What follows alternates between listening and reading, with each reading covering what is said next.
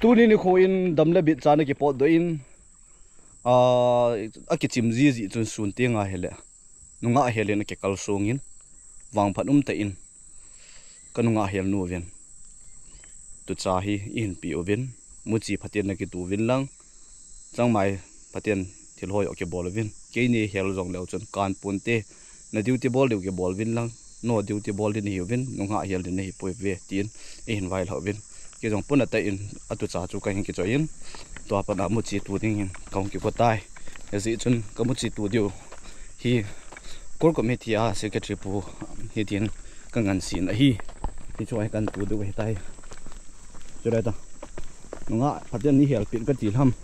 hel do lo kan khet den ham hi chin ga kho no na lim to na mel to ki vela nunga thu se hi ta khep ta chi su ta nang ji a nunga khadi chan bo nang mo cha